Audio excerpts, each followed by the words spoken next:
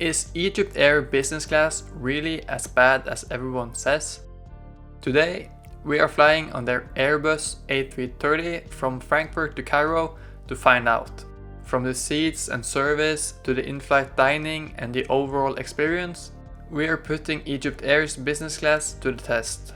Will it defy expectations and impress, or will it live up to its less than stellar reputation? Buckle up and join me as we explore if this flight is worth your miles or money. Welcome back to the channel and to the first business class flight review on this channel. It's the first for me, so I'm really excited. We are flying from Frankfurt here today to Cairo in the EgyptAir A330. I just left the Air Canada Maple Leaf Lounge here at Frankfurt. It was a really nice one. I'll give you a quick tour while I'm on my way to the gate, and then I'll be back to you when I'm at the gate. The Air Canada Maple Leaf Lounge in Frankfurt offered a calm and peaceful atmosphere during my visit. I had initially planned a lounge safari to explore the different Star Alliance lounges available, but this lounge turned out to be so comfortable that I just decided to stay put. The food selection was modest but satisfying, featuring both warm and cold options.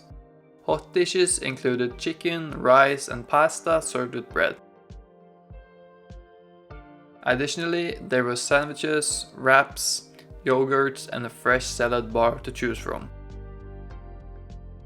Speaking of bars, the beverage selection was impressive with a wide range of both alcoholic and non-alcoholic drinks available. Everything you could need to pass the time before your flight. Seating options in the lounge catered to a variety of preferences. Comfortable lounge chairs offered great views, perfect for plane spotting. At the opposite end, there was a restaurant-style area for those who preferred a dining atmosphere. In the central part of the lounge, you'd find sofas designed for relaxation.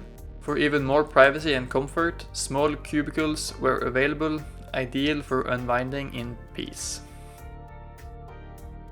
I arrived at the gate, found the plane, beautiful one. I just need to wait for them to be ready for boarding and then experience my first ever business class flight. I'm really excited. Before we take off, let me introduce myself. My name is Howie and I have a passion for travel.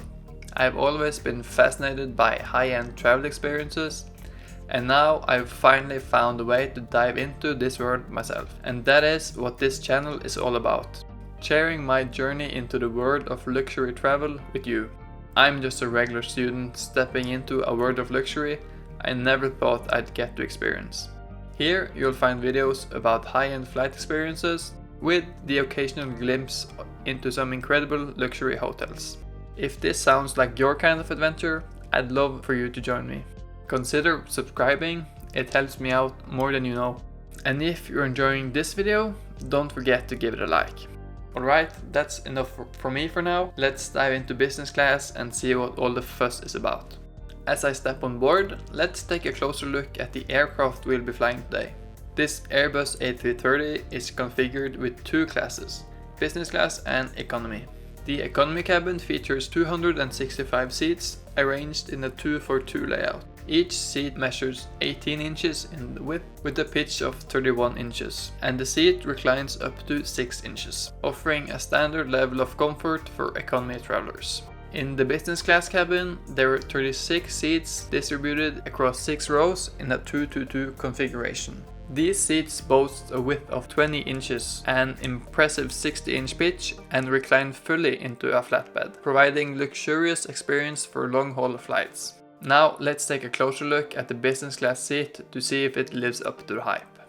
When I reached my seat, it was immediately clear how different this was from the economy class seats I usually find myself in. The seat was impressively wide and the legroom was massive, something I truly appreciate as someone being 6'7". However, I couldn't help but notice that the seats looked a bit dated and lacked the modern luxury of today's state-of-the-art business class designs.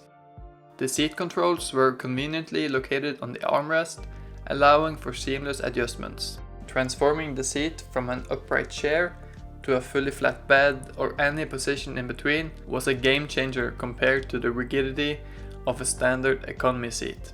Combined with the extra legroom and spacious design, this setup made the experience feel incredibly comfortable and truly unique. Before we even departed from the gate, the crew served a glass of orange juice along with some warm nuts. It was a refreshing and welcoming start to the flight.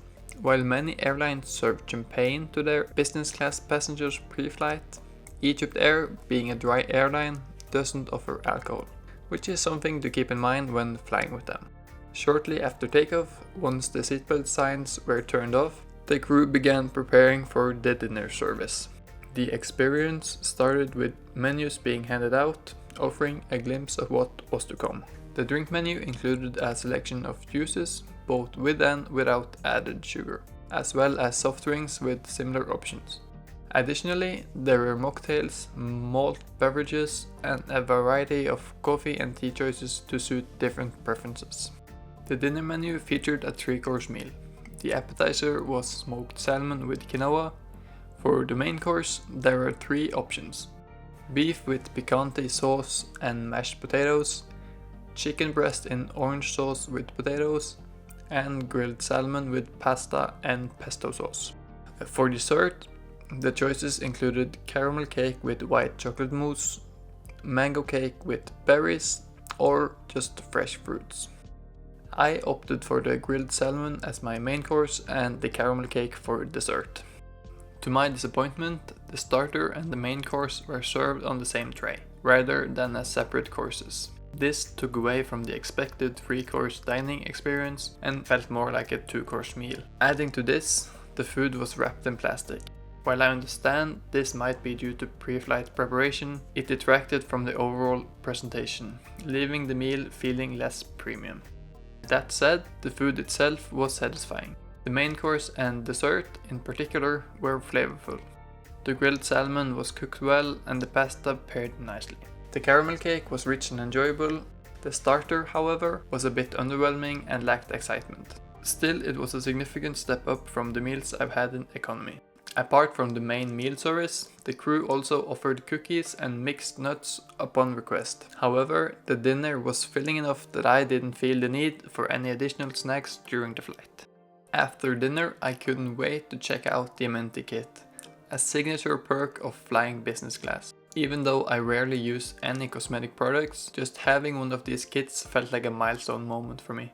I'll admit, my excitement is probably above average, but there's something undeniably exclusive about finally having one in hand. The kit itself was fairly standard, containing essentials like a hairbrush, an eye mask, socks, earplugs, a refreshing wipe, and a dental kit. For me, the most practical item was the pen, a small yet handy addition. While it didn't include anything overly luxurious, I'm thrilled to finally add the business class amenity kit to my collection. Overall, the soft product on the flight was decent. The food service was a bit disorganized. People were served in no particular order, which made it feel like a bit chaotic. That said, everyone received their meals, so it wasn't a big issue. The crew was friendly and I had no complaints in terms of service. As for the hard product, it was good but a little dated. While the seat wasn't as modern as some of today's business class options, it still served its purpose. Of course, I couldn't resist trying out the fully flat bed feature, and I'm glad I did. I laid the seat down and enjoyed the best sleep I've ever had on an airplane, by far. I woke up just in time as the cabin was being prepared for landing at Cairo International Airport. So, is EgyptAir business class as bad as everyone says it is? Well, I wouldn't go that far, but I can understand where the criticism comes from. My experience was overall positive, with decent food, a good hard product, and friendly but a bit chaotic service. However, serving food in plastic certainly doesn't live up to the business class standard, and the seats are a bit outdated. That said, EgyptAir has a more modern 1-to-1 configuration on their Boeing 787-9s, so there is hope that the A380s might get an upgrade in the future, but I don't know. All in all, I had a solid experience, though it's worth noting that being my first ever business class flight probably played a role in my positive impression. And that wraps up our first ever business class flight together. It was a great experience, though I know the luxury level would ramp up with my upcoming flights. I'm especially excited to share my Thai Airways and Air France business class experiences with you, and trust me, you do not want to miss these. So be sure to subscribe and click the bell for notifications when these videos drops. If you enjoyed this video, a like would mean a lot. Thanks again for watching, and I can't wait to see you in the next video.